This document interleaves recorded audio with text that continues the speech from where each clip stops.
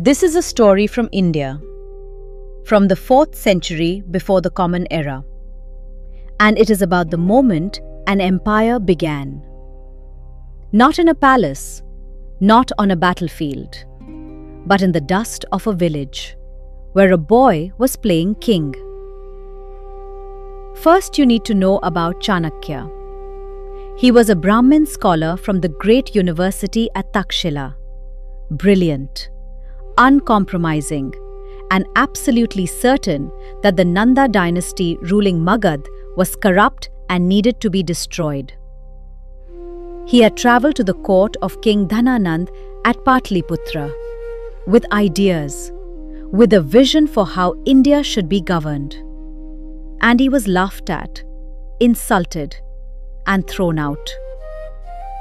The humiliation was complete and public. Chanakya walked out of that court and made a vow.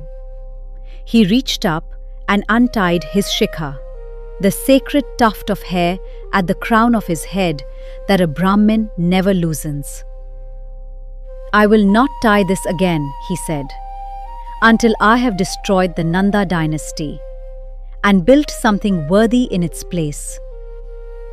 He had no army, no treasury, no king, no plan beyond the absolute certainty of his own vision. He began to wander through forests, through villages, watching, waiting, looking for something he could not yet name, but would recognize the moment he saw it. One afternoon in a forest clearing, he heard children. He stopped at the edge of the trees and watched. A group of boys had made a court in the dust. Broken branches for thrones and boundaries, stones arranged as citizens and soldiers. The whole apparatus of a kingdom, rendered in dirt and imagination. And at the center of all of it, one boy. He was perhaps 10 years old, dark-haired, slight, the kind of child you might not notice in a crowd. But something in the way he held himself, something in the way the other children looked at him, made Chanakya go completely still. Two of the boys had a dispute, a disagreement about grazing rights. The kind of argument children invent when they are playing at the serious business of the world. The boy in the center listened to both sides, without interrupting, without impatience. And then he gave his judgment, quietly, precisely, with the confidence of someone who had been doing this for 1,000 years. The other children accepted it immediately, without argument, without resentment, as if this was simply the natural order of things, that he would decide and they would accept, because he was always right. Chanakya watched for a long time, longer than he intended. Then he walked into the clearing, and the children looked up at the strange, disheveled Brahmin standing before them. His shikha loose and untied, his eyes sharp as anything they had ever seen. He looked at the boy in the center. "What is your name?" The boy met his gaze without flinching.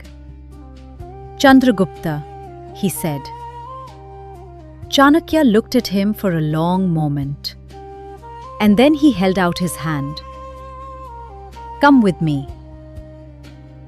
That boy playing king in a forest clearing would become Chandragupta Maurya, the first emperor to unite all of India under one rule.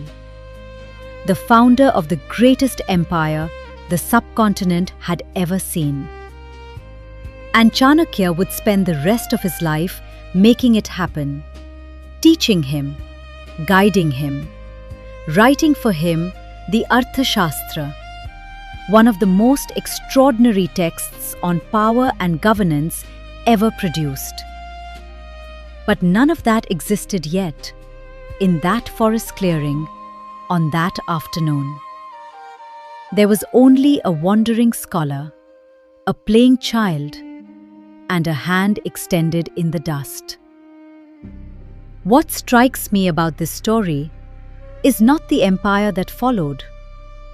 It is the quality of attention that preceded it. Chanakya was looking for something that had no name yet, and he found it, not in a palace, not in a training ground, but in the way a child listened to a dispute about grazing rights, in a forest, in the dust. Greatness does not announce itself.